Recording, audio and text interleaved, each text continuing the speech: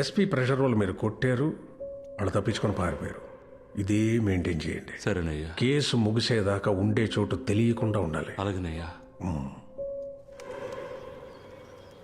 Atturu police station నుండి తప్పించుకొని పారిపోయేటప్పుడు accident జరిగింది.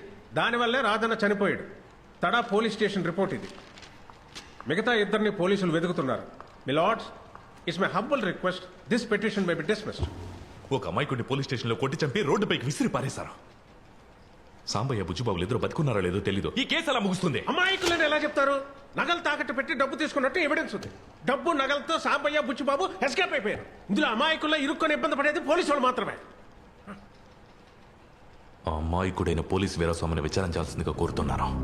మై లార్డ్స్, ఆ తర్వాత I humbly request honourable courts to decide. Okay, proceed.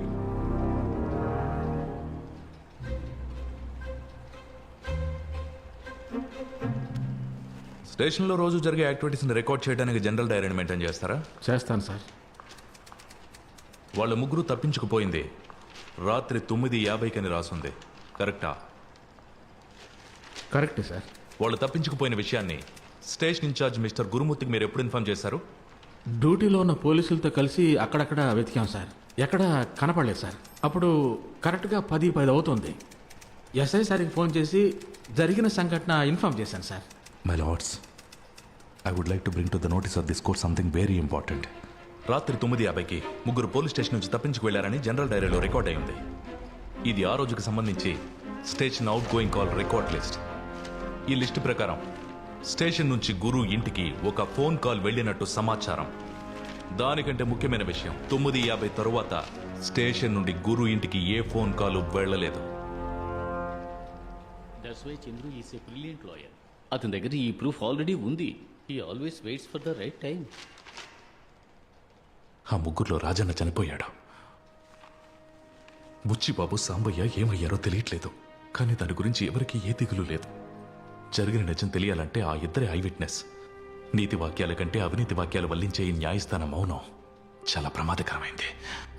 We need more time to investigate, my lords.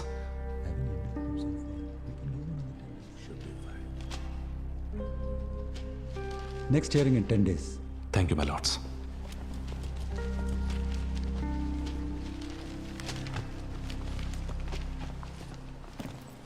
చంద్రుని నా ఛాంబర్కి వచ్చి కలవమను. సార్, ఆయన జడ్జి గారు పిలిచి ఛాంబర్లో కలవమని చెప్పిన కలవరు సార్.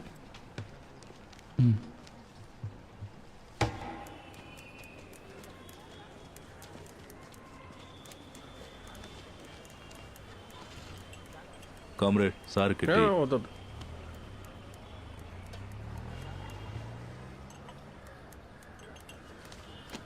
చంద్రు, 10 రోజుల్లో ఏం సాధించేస్తారని. ఆ అమ్మాయికి మంచి కాంపన్సేషన్ ఇప్పిస్తాను. మీ క్లయింట్కి మీరు చేయగలిగే మంచి ఇదే. నేనేదో సాధించాలని కేసు టేకప్ చేయట్లేదు సార్. ఓ ఇన్నోసెంట్ ట్రైబుల్ మనకి న్యాయం దక్కాలనే పోరాడుతున్నాను సార్. ఈ రోజు సింతల్లి, రేపు ఇంకో అమ్మాయి కోసం పోరాడతాను. కోర్టులో న్యాయం దక్కపోతే రోడ్డు మీదకి వెళ్ళి పోరాడతాను. పోరాటానికి లా అనేది నాకు వెపన్. That's all.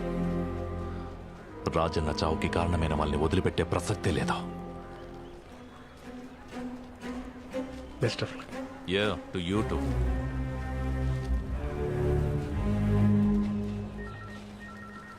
ఆ చంద్రు మన దారికి రాడు. ఎలాగైనా కాంప్రమైజ్ చేయడానికి ప్రయత్నించండి, లేకపోతే మీకే problem. Sure sir, let me try.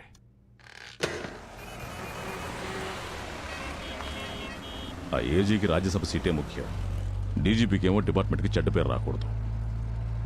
ఆ ఎస్ఐ ఏమో కులం, డబ్బు, లోకల్ సపోర్ట్తో వాడు స్ట్రాంగ్గా ఉన్నాడు.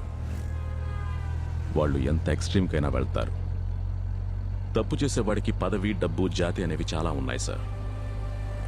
బాధింపబడ్డ వాళ్ళకి మనమే కదా సార్ ఉంది.